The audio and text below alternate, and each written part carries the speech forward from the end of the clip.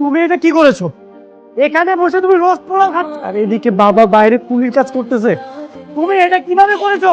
ও বাবা, আমি তো বাবাকে বলি নাই যে কুলির কাজ করতে। আমি বলি যে কোনো একটা কাজ করুক, বসে বসে আর কতদিন খাবে। আরে কেমন সন্তান তুমি? তোমার নামে এই সকল সম্পত্তি আমার বাবা লিখে দিয়েছে। কত কষ্ট করে তোমাকে লালন পালন করেছে। তোমার বিপদে সবসময় আমার বাবা পাশে ছিল।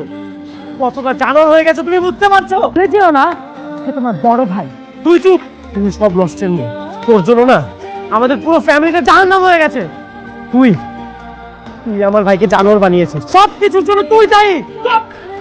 একটা কথা, কত বড় সাহস তোর! তোর ভাবের মুখের উপর কথা বলিস। তুই ভুলে গেছিস যে আমি তোর বড় ভাই। বড় ভাই, তোমার থেকে না রাস্তার কুকুর অনেক ভালো। বাবা, তোমার ছেলে তোমার সামনে আমাকে এভাবে অপমান করতেছে, আমার স্ত্রীকে অপমান করতেছে, আর তুমি চুপ থাকবা? এখন উনি কিছু বলবে না তো। যখন আমাদের ঘরে বসে খেয়েছে থেকেছে তখন আমাদের গুণগান করতে পারে।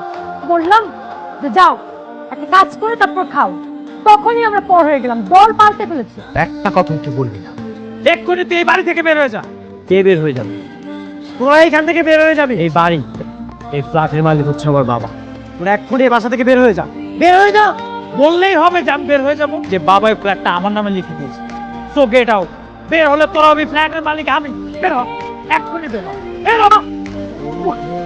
তুই তুই আমার বড় সন্তান ছিলি, আমি তোকে একটু বেশি ভালোবাসতাম। হ্যাঁ, খুব বেশি ভালোবাসতাম যে তোর গায়ে কখনো আমি হাত তুলিনি। আজ এমন করে যদি থাপ্পড় আমি তোকে ছোটবেলা থেকে দিয়ে আসতাম না, তাহলে সবার সামনে আমি বুক ফুলিয়ে বলতে পারতাম আমি একটা মানুষ জন্ম দিয়েছি। হ্যাঁ, আমি সবাইকে সবাইকে বলতে পারতাম যে আমি একটা মানুষ জন্ম দিয়েছি। ওরা ছোট্ট ঘরে আমার কি জায়গা হবে?